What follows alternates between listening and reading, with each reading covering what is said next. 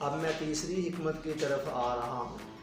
قرآن مجید نے کہا ظاہر الفساد فی البر والبحر بما کسبت ایدی الناس، کہ لوگوں کے ہاتھوں کی کمائی کے نتیجے میں، ان کے اعمال کے نتیجے میں خشکی اور تری کے اندر فساد پھیل گیا۔ آپ دیکھیں آج ہمارے طرز زندگی کے نتیجے میں کس طرح پوری کائنات کے اندر ایک بگاڑ آ چکا ہے۔ ہم نے اپنی ماڈرن لائف کے نتیجے میں، اپنی غیر فطری طرز زندگی کے نتیجے میں کائنات کے حلیے کو بگاڑ کر رکھ دیا ہے۔ اور آپ اندازہ لگائیں کہ آج ہماری جو فضائیں ہیں وہ مختلف قسم کے دھوؤں سے اور گیسوں سے زہر آلود ہو چکی ہیں۔ ہمارے سمندر کئی قسم کی غلاظتوں کو اپنے اندر سموئے ہوئے ہیں۔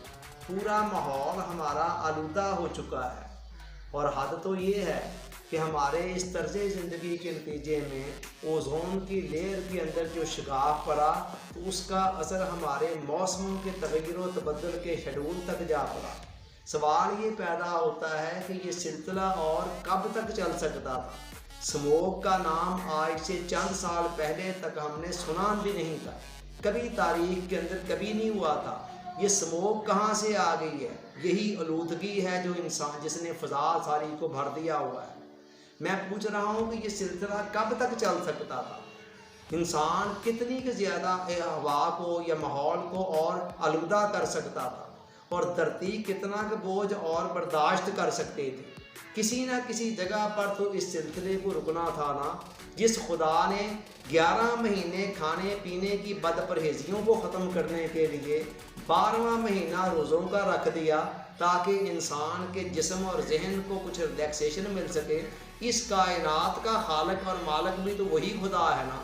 اس کائنات کو بھی تو اس نے کچھ ریلیف دینا تھا، سو اس نے ریلیف دینے کے لیے یہ سچویشن کریٹ کر دی۔ اور آج آپ پوچھیں جو سائنس کے ماہرین ہیں اور جو ماحولیات کے ماہرین ہیں، وہ بتا رہے ہیں کہ اس مختصر عرصے کے اندر جو زندگی کی گہما گہمی کے اندر کچھ کمی آئی ہے، اس کے نتیجے کے اندر فضا کے اندر پولیوشن کی مقدار بہت زیادہ کم ہو گئی۔ اب یہ کام جو کرونا نے کر دکھایا ہے، کوئی اور کر سکتا تھا؟ کوئی اور ایسا ادارہ تھا یا ایسی کوئی شخصیت تھی جو 7 ارب لوگوں کو اس بات پر قائل کر سکتا؟ جس کرونا کو ہم اپنا بہت بڑا دشمن سمجھ رہے ہیں، آپ اندازہ تو لگائیں کہ وہ ہمارا کتنا بڑا محسن بھی ہے۔ یہاں ایک بہت اہم سوال پیدا ہوتا ہے۔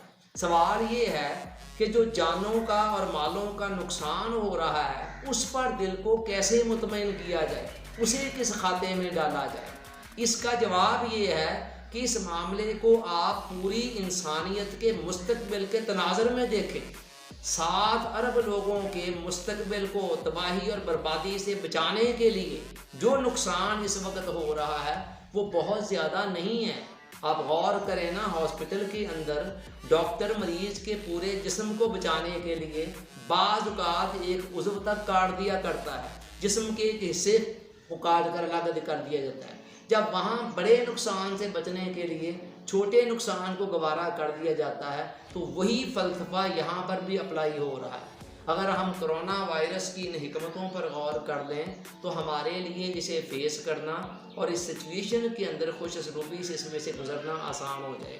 ایک تو یہ ذہن میں رکھیں، اور دوسرا حضور علیہ السلام کی اس حدیث مبارکہ کو ذہن میں رکھیں جس میں آقا دو جہاں نے فرمایا کہ افضل العبادات انتظار الفرج، کہ جب انسان پر کوئی تنگی، کوئی تکلیف، کوئی مشکل آ جائے، اس مشکل کے مصیبت کے وقت کے اندر کشادگی کے انتظار کے اندر رہتے ہوئے صبر کرنا یہ بہترین عبادت ہے۔